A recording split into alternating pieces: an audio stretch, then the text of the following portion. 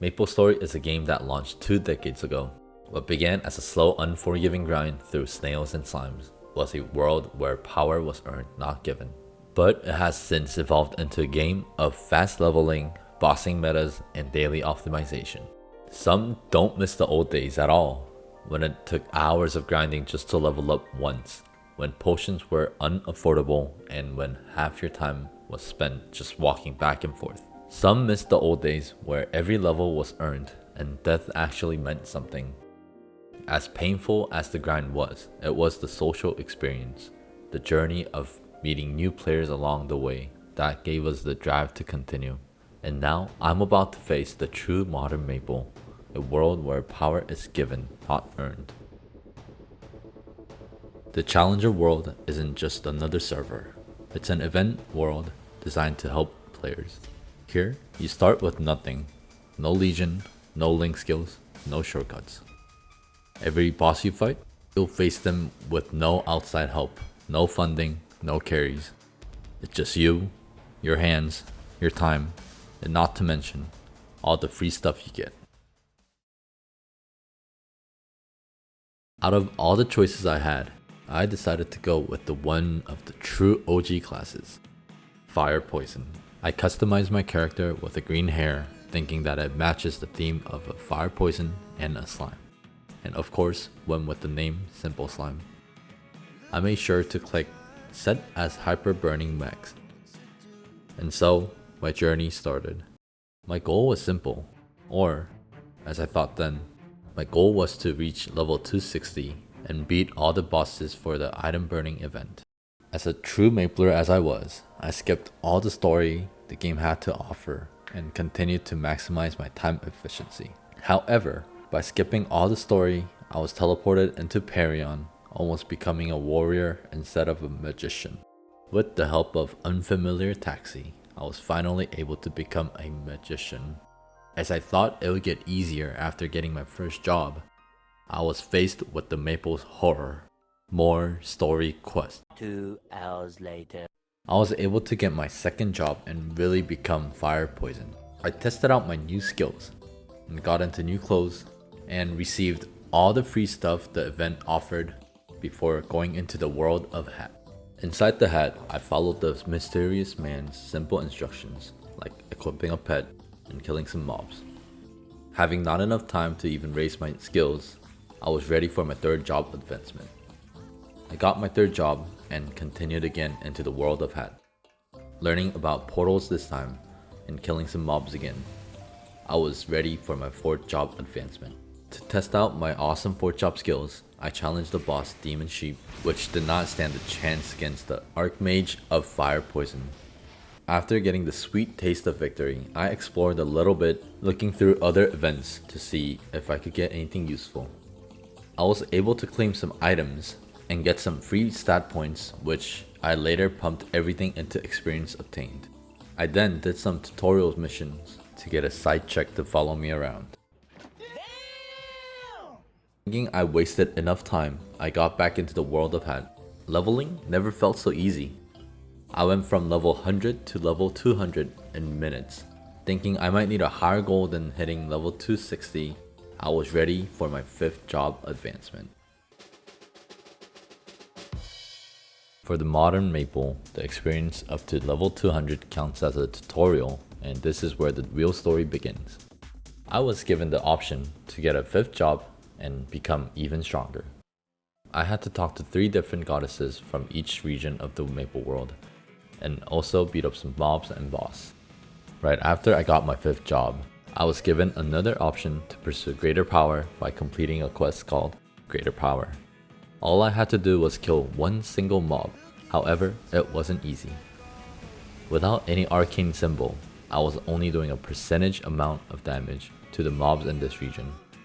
Gaining greater power, I took full advantage of an ongoing event and got myself all the item burning equipment. Before we continue, what is item burning? Item burning is an event that gets you OP equipment as soon as you hit level 200. And they get an upgrade each time you beat specific bosses. With all the powers given, not earned, I went to go eat some desserts. I was greeted with strawberries with edible gold leaf, finding out why the tickets are so damn expensive. Although it was slower than the World of Had, the golden strawberries gave a decent amount of levels. My stomach was so full of gold that if I did one more run, I would have pooped out gold. I had eaten enough strawberries and decided to get a bit stronger by setting up my V matrix and inner ability. I got lucky with my V matrix and inner ability, so I was able to move on to my next step. Bossing. I wanted to test out my damage, so I finished all my dailies and grinded my way to level 230. Feeling confident with my somewhat high level, I knew it was time to challenge my first boss, Chaos Zaku.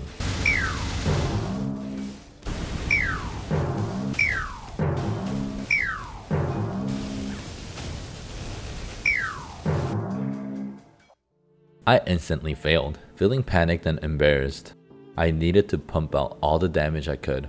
I worked on my bossing hyperstat and got a familiar card with 15% ignore enemy defense.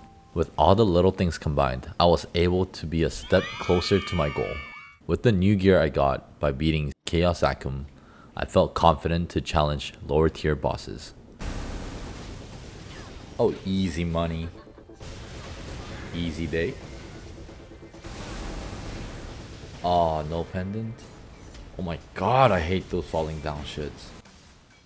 Being so close to rage quitting, I had to do the daily monster parks and relax my body in the sauna for some free experience. I cleared my head and gained an extra level while resting in the sauna. At level 235, I unlocked additional daily quests. I failed to kill Golux, and I think I knew why. I haven't claimed my level 235 milestone rewards. Instead of learning the boss mechanics and practicing, I convinced myself that I was simply too weak. Or at least that's what I wanted to believe. After claiming the arcane symbol, I was at least stronger than I was a minute ago. Since Golux can only be attempted once a day, I turned my attention to Chaos Pink. Unsurprisingly, poor bossing mechanics led to another failure. My age was catching up to my hands and my focus, but I couldn't stop here. I eventually put Pink Bean in its place, and continued by defeating all the Root Abyss bosses to earn mesos and gain more practice. And now I stood before Vellum. By studying the boss mechanics and taking my time, I was able to defeat Chaos Vellum on the first attempt. The reward for defeating my second item burning boss was another step closer to fulfilling my goal. MapleStory has always been a grind heavy game. Especially in the early years, it could take days, weeks, even months just to get a single level. Fortunately, even though it felt like days, it only took me a few hours to grind to level 240. Thanks to 2 growth potions I received from generous Nexon events, I was able to jump straight from level 240 to 250. After reaching level 250, I completed some of the available daily quests and continued grinding towards level 255. Wanting to be a bit more efficient, I planned to run my daily monster park during a Sunny Sunday event, which gave double EXP. I was so close to leveling with just 7 monster parks. I only needed 9% more EXP, which is about 30 minutes of grinding before I finally reached level 260. I had to finish it. A few inches later. Even though it might seem like a short grind in the video, I was exhausted, mentally and physically. I pushed through just a little more, and at last, I was ready for my final job advancement, the 6th job.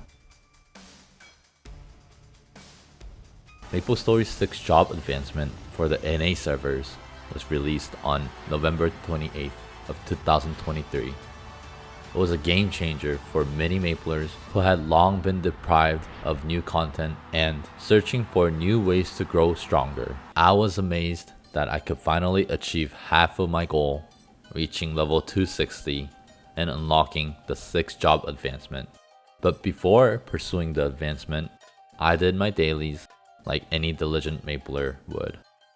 To complete my goal, all that remained was to defeat bosses required for item burning. 4 bosses stood in my way: Papulatus, Lotus, my favorite, Guardian Angel Slime, and finally, Lucid. Each of them has unique mechanics that must be understood in order to succeed. CPAP was fairly easy, likely because of my high level. The 4th boss, Lotus, wasn't much of a problem either. Lotus taught me the mechanics are king. I simply had to study the phases and learn the attack patterns. As long as you have decent combat power, awareness and patience are all you need. But the 5th boss, my personal favorite, was a different story entirely. The mighty king of slime felt unbeatable. Understanding the mechanics wasn't the problem. Guardian Angel Slime simply had too much HP. After dealing less than 34% in 10 minutes and doing some math in my head, I decided it was impossible and gave up.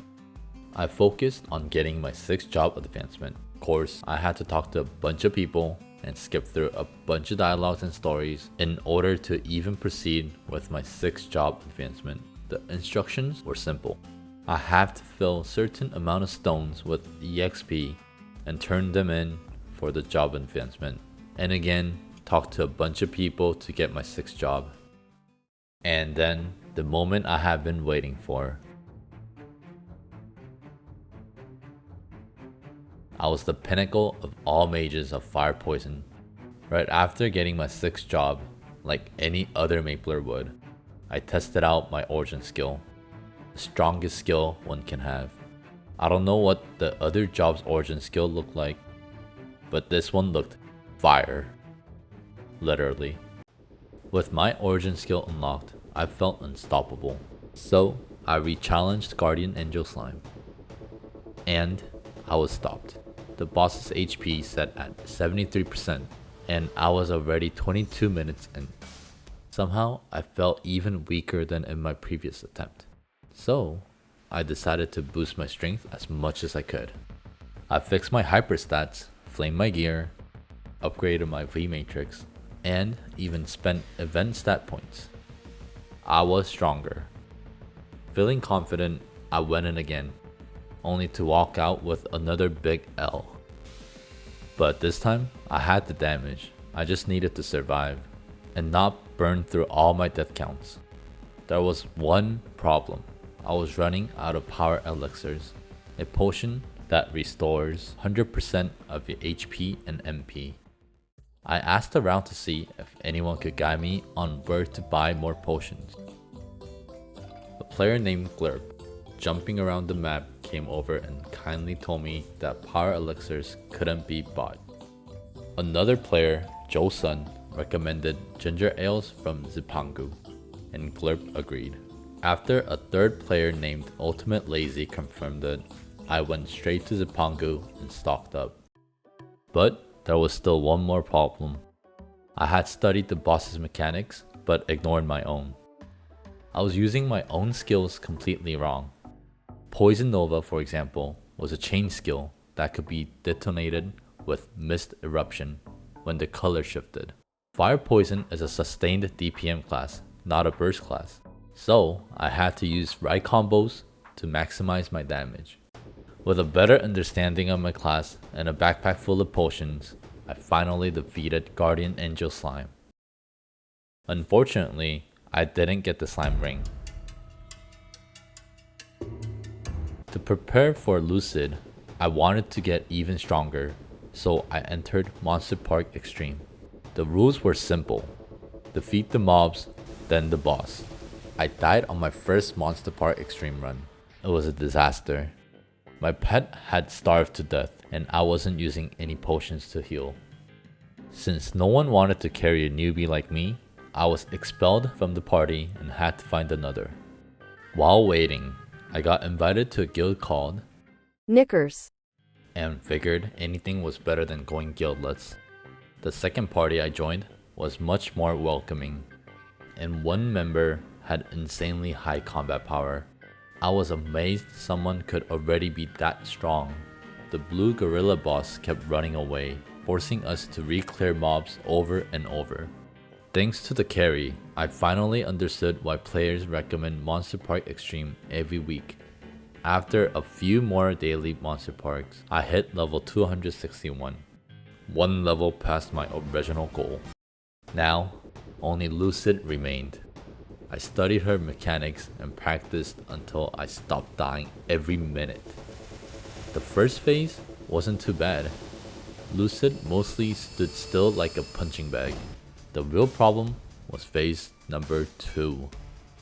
Lucid kept running away, making it almost impossible to land my skills. Instead of trying to finish fast, I had to focus on dodging her deadly attacks and slowly wearing her down. Eventually, I did it. I beat the final boss required for item burning.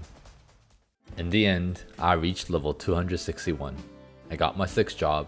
I defeated every boss required for item burning. But what I gained along the way was more than just power. This wasn't just about numbers or upgrades. It was about proving something to myself, that I could do it alone with no carries, no shortcuts, and no excuses. Although the new challenger world gave me many things, I was still very accomplished on my journey. Every boss I conquered and every combo I mastered, I earned it. And maybe that's what the mod of MapleStory is about, being able to tackle down the bosses as you grow stronger through the grind.